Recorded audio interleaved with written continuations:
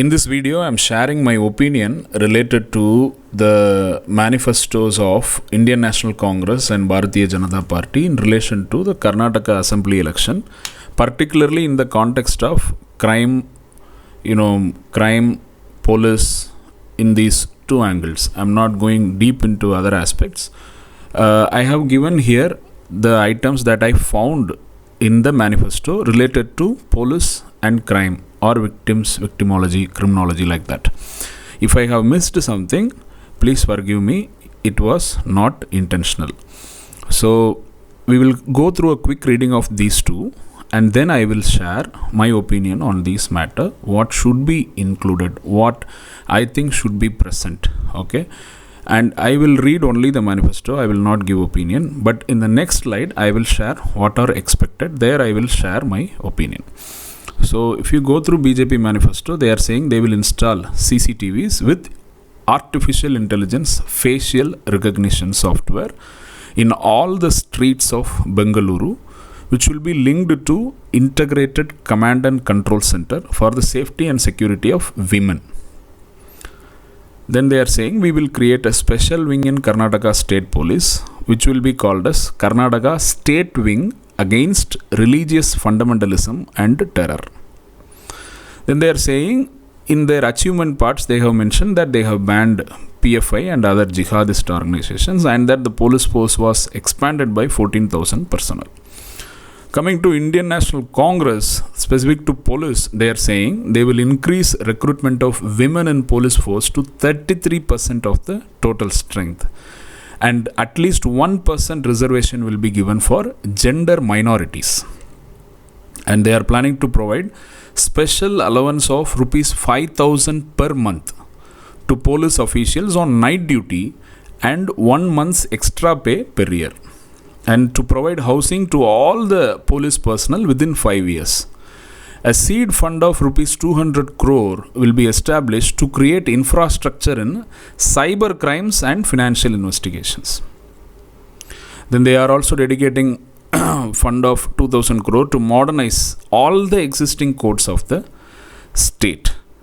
Right? And they have also said that they will take decisive action as per law, including imposing a ban on organizations which are spreading hatred among communities on the grounds of caste or religion. Now, what I find missing in both the manifestos will be, first is about there is no mention of victim protection, if I'm not wrong. Victim protection, the criminal law is in concurrent list of Indian Constitution under the 7th schedule. So the states, I believe, can bring a law on victim protection, witness protection. There can be victim protection officer or victim protection staff, a dedicated wing for victim protection within the criminal justice system, so as to move from the offender-centric justice system to, justice-centric or victim-centric justice system. That was missing. And then in schools, or in juvenile justice system as such, we can, particularly in schools, we can move towards restorative justice. So it was not, both the manifestos do not talk about mentioning of restorative justice coordinators in schools. They can be appointed, and who will resolve the matters in the school by communicating the impact of crime to the offenders and repairing the victimization of the victim, so that the offender will not commit the delinquency again. I apologize for saying the word offender. When it comes to school, they should be called as, children in conflict with law in accordance with the principles of semantics concerned with Juvenile Justice Act. Now, second, I don't find anything related to victim protection measures. Witness protection measures. Witness protection is very, very important, and we need a witness protection policy, and that was also not found in this in these manifestos. And funds for scientific investigation. Now, crime is happening in various forms. We are getting new forms, new ways of committing crime.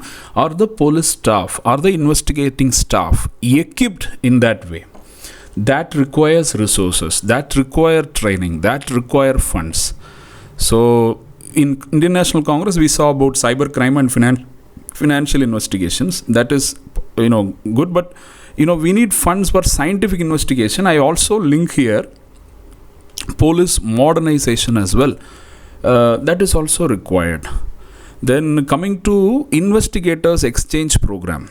Here what I am referring is, police staff should move from India for a training program to the countries that are very good in happiness index or happiness report or rule of law indices, or in criminal justice and civil justice and rule of law index, at least in criminal justice. Rule of law index has several indicators. One of them is criminal justice. So those countries who are very functioning very better in that criminal justice part, to those countries we can take some of our officials to go there and train for like 1 year or 6 months and then come back and serve the country.